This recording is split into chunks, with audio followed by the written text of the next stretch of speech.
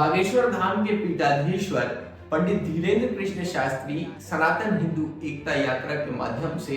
मध्य प्रदेश के बुंदेलखंड समेत उत्तर प्रदेश की बुंदेलखंड की सीमाओं से गुजरते हुए ओरछा धाम आज जा पहुंचे हैं। महाराज जी की ये यात्रा 21 नवंबर से प्रारंभ हुई थी और 29 नवंबर को खत्म हुई। इस यात्रा के पीछे का नमस्कार, मैं हूं मयंक शर्मा और आप देख रहे हैं जागो हिंद न्यूज। हम जानेंगे आज की बागेश्वर धाम सरकार के पीठाधीश्वर पंडित धीरेन्द्र कृष्ण शास्त्री जी की यात्रा कहां से प्रारंभ हुई और कहां तक जा रही है, इसके पीछे का उनका उद्देश्य क्या है और कौन कौन लोग उनका इसमें सहयोग कर रहे हैं। दरअसल पंडित धीरेन्द्र कृष्ण शास्त्री की यात्रा 21 नवंबर को गढ़ा, जहां पर बागेश्वर धाम का मंदिर स्थित है, वहां से प्रारंभ हुई। ये यात्रा छतरपुर से होती हुई झांसी और उत्तर प्रदेश की बॉर्डर से होती हुई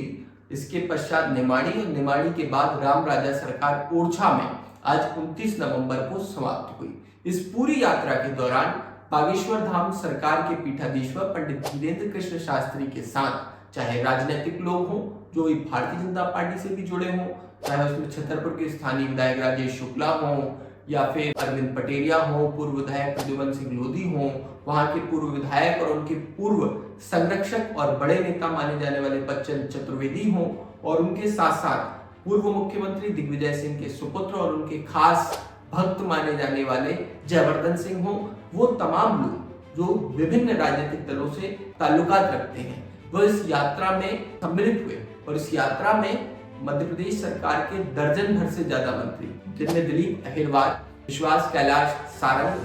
कैलाश विजयवर्गीय समेत विभिन्न बड़े कैबिनेट मंत्री इस यात्रा में सम्मिलित हुए। इस यात्रा में बॉलीवुड के लोग भी सम्मिलित हुए बढ़ चढ़ कर, जिनमें संजय दत्त हो या कोई अन्य बॉलीवुड के अभिनेता और अभिनेत्री हो, सभी ने मिलकर के बागेश्वर धाम के पीठाधीश्वर आचार्य धीरेन्द्र कृष्ण शास्त्री की सनातन हिंदू जोड़ो यात्रा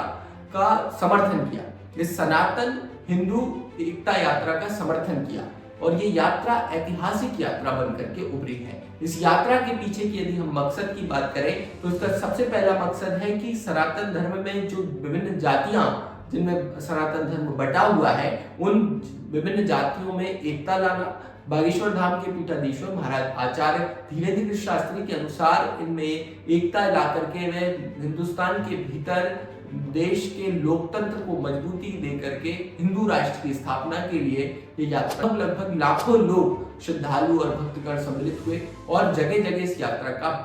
अखंड रूप से स्वागत और अभिनंदन किया गया। लेकिन इस यात्रा के दौरान अव्यवस्थाएं भी कई चर्चा में आई, जिसमें कई नेता हो, कई विधायक हो, कई मंत्री हो, वो घायल भी हो गए, कई लोग इस यात्रा में जख्मी भी हो गए। और कल की घटना यदि हम बताएं तो कल वहां पर एक वाहन बीच यात्रा में चलता चलता पलट गया, जिसके कारणवश 5 लोग घायल भी हो गए। खैर, इतने बड़े धार्मिक यात्रा में इस प्रकार का